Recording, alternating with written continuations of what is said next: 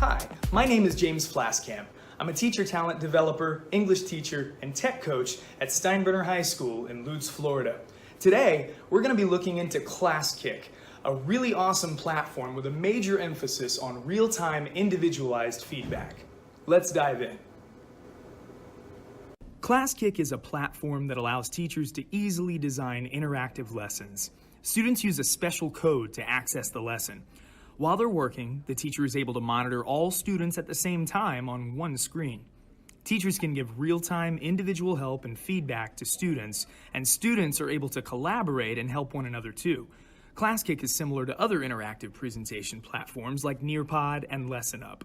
All three platforms involve a teacher creating a presentation or assignment for students to access individually via a device.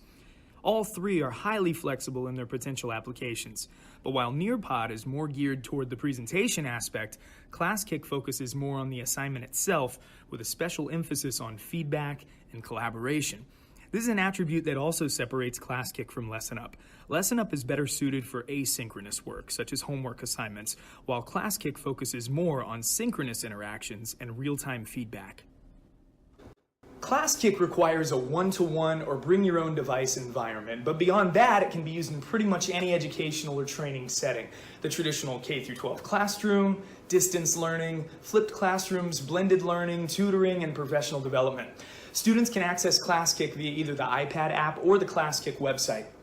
Classkick has a fully functional, free version that allows teachers to do most everything a teacher would need to do with the platform, but power users out there may want to upgrade to the paid pro version for $147 a year, which unlocks more options and functionality such as the ability to add multiple choice questions, the ability to organize lessons into folders. Classkick also offers financial aid that could potentially get the price down to $79 a year.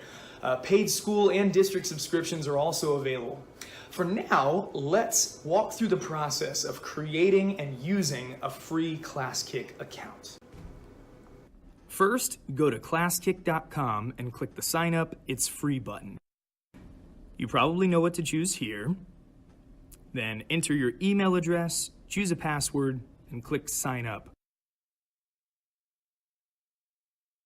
Once you're in, you'll see a screen similar to this one.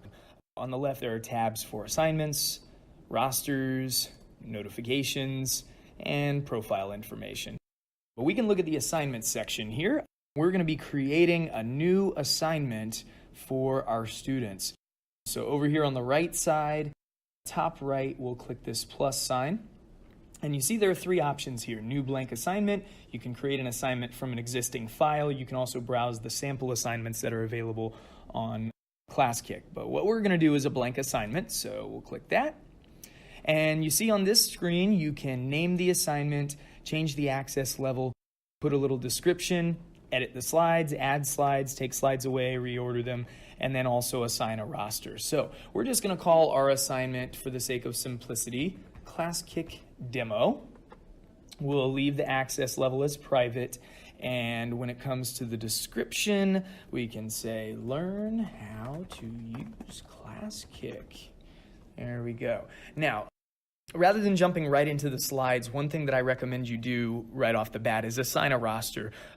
I forgot to do this quite a bit when I first started using Classkick, so I just do it right up front nowadays. So you create a new roster. You can click create a new roster, name it whatever you want. I'll, again, for the sake of simplicity, just call it Classkick Demo, and okay. So you see now we have a roster that's been assigned, and we have a class code that has been generated. This is what the students will use to access your lesson once you have it all done.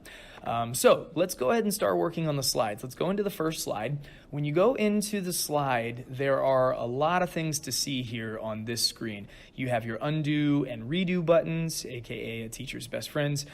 We have our magnifying buttons, negative, positive. We also have the select, which is the default mode. And then we have a number of tools here. This is the drawing tool, pen mode. You know, you can do little things like that. There's an eraser. You can erase things that you've put in. There's a text tool. You can drag and create a text box. We have a line tool. Draw a line. you can insert a link, you can insert an image or a PDF, you can insert audio, and then there are a couple of interesting ones. This one allows you to add manipulative files, and this one's fill in the blank. You can add a fill in the blank to something that's on the slide. We also have the capability of creating a sticker, and you can add that in for your students. And you can change the background of the slide if you wish. You can also change the number of points that are available, or how much the slide is worth, I should say. You don't have to put any point values here. I'll just put 5 points just for the sake of having it. Here in the middle, this is how you access your different slides. You can also do the forward and back arrows as you see here. Okay, so those are the basics here on the slide creation, the lesson creation window. So what we're going to do, we're just going to create a very, very simple assignment. So we're going to take the text box here and we will click and drag to create a new text box. And let's make the text green, and we will type a prompt for our students. Let's do this. In the space below, type or write your definition of good feedback. Okay, so there we go.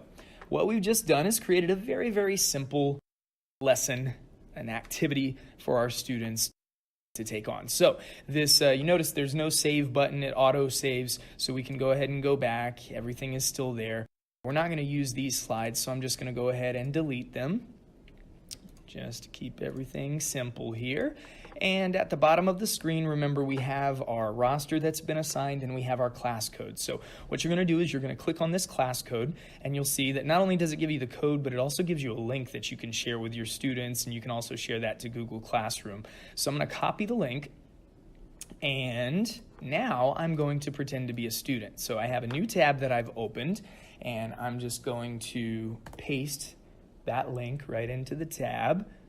And notice the class code populates automatically, and then you can put in your name. So I'll just say student. Let me capitalize it. Student. Go. All right, so now you are in the lesson as a student. So you can see from the student perspective, you have some of the same sort of functions, some of the same tools. You have one important addition here, which is the raise hand function, which we're going to use in just a minute. So here's our assignment. In the space below, type or write your definition of good feedback. Okay, so as a student, I am going to go ahead and make a text box. And in this text box, I will type my answer. Good feedback is an honest evaluation giving tips on how to improve. Okay, and now on the teacher side of things, you can click View Student Work, and you'll see there's student. Student is currently online, and you can see a little preview showing that the student has typed something in. So that's what you see from the teacher side. Now back on the student side here, the student has put in this answer. Now let's say as a student you want some help from the teacher, or you want the teacher to check your answer. Well, you can do that using the raise hand function. So the student can click raise hand, and then please check. So letting the teacher know, please come check me. Make sure that I'm on the right track. So as a teacher, notice here, you can imagine you have a bunch of students here, and here's one of them, and this student has his hand raised. So I know to go in and take a look. This student wants me to check him. It is color-coded. Green means check, and yellow means, help me please, or orange. So I'm looking at this, and I'm checking it. From the teacher, it says the student is currently here and currently working on it. Okay, and so now, let's say as a teacher, I'm looking at this, I'm looking at the answer, I think it's really good, so I'm going to give this student a sticker. So I can open up my sticker menu, and now you see I've done this a couple times before, but you have this default star that you can throw in as a sticker if you want. That's already there, and then you can also create new stickers. So I'm going to do that. I'm going to add a new sticker, and I will make it a star. And then you can add the sticker text, and I'll just say fantastic answer. All right, and then you can assign points if you want. Again, you don't have to, but I'll say 5 points. This is an extra 5 points for this student because this student did such a fantastic job with this answer. So now you notice that the sticker appears in your list of stickers. You can click on it, you can insert it into the student's document, you can drag it around wherever you want. I'll put it right here, and now on the student side, you see, there you go, real time, the feedback appears. So the student knows that he's on the right track.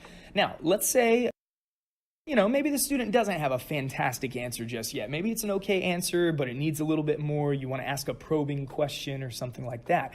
Okay, well, as the teacher, you can do that. You can take the text tool here, create a text box, and I'm just going to change the color so it's not the same as the other colors that are already there. So I'll change it to purple. And how about I ask this probing question? Who gives feedback?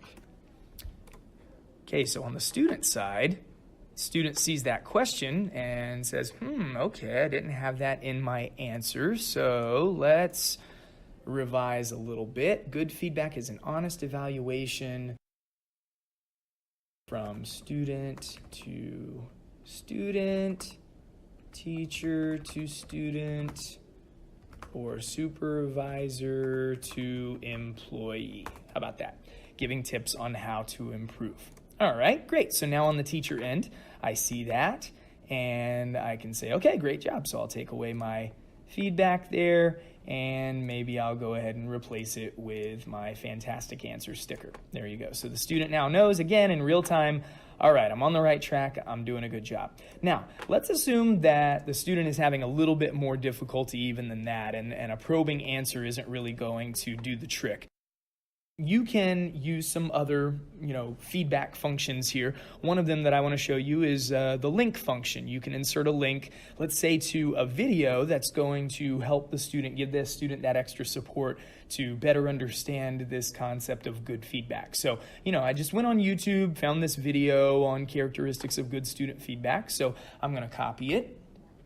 Copy the link and then go back here and click the link button. Now you get to title the link and then you can paste the URL. So my title usually is just something that I want the student to notice, something I want to communicate. So I'll say, check out this video for additional support. You see that I've typed that before. And then I will paste the link and click save. So you see this appears and I can just drag it to a spot where it's not in the way. And the student now sees this on his screen and can click on it and can get the YouTube video. So there you go. So giving extra support to the student, watch that video, and midstream here is where the feedback is coming in. That's important to recognize. This isn't something that's happening after the fact, after the assignment has been submitted. This is happening midstream as the student is in the middle of working on the lesson. The student can ask the teacher for assistance, for help. The teacher can watch what the students are doing on his or her screen and just monitor the activity of the class as a whole and jump in when it's necessary to help a student out. So this happens before the final submission occurs, and therefore when the student does make a final submission, it's done well. I definitely would advise taking some time just to play around with the tool before using it with students. Doing what I did and looking at an assignment from both the teacher and the student perspective simultaneously can be a valuable way to learn Classkick and also to test assignments you may have created. In my experience using this platform for a few years, there are some pros and some cons to Classkick. On the pro side, the real-time feedback is powerful. The ability for students to digitally raise hands is wonderful, especially for the shy kids who normally wouldn't ask questions in a traditional setting. The potential for real-time student collaboration is great. The ability to differentiate through individualized feedback is phenomenal, and the different methods of giving feedback, such as the stickers and the audio feedback, are really helpful. That being said, Classkick isn't perfect. On the con side, at this point, you can only upload images and PDFs to Classkick lessons, so you're limited in that respect. The platform is not ideal for phones if you're in a bring-your-own-device school. It works, it's just not as user-friendly. The same goes for non-touchscreen devices. Some of the functions, such as the drawing function, just work better with a touchscreen. There's a Classkick app, but unfortunately it is currently only for iPad. Not a huge deal, though, since the web interface works just fine. Lastly, there is the potential for Classkick to become nothing more than a digital worksheet if a teacher doesn't take full advantage of what the platform has to offer. As is the case with any technology, a great tool needs to be combined with a great lesson plan to create a great learning experience for students. So there you have it, a crash course in Classkick. I hope this presentation has helped you better understand this platform and the relatively limitless possibilities it provides. If you have any questions or wish to give any feedback, feel free to shoot me an email at the address below. Again, my name is James Flaskamp.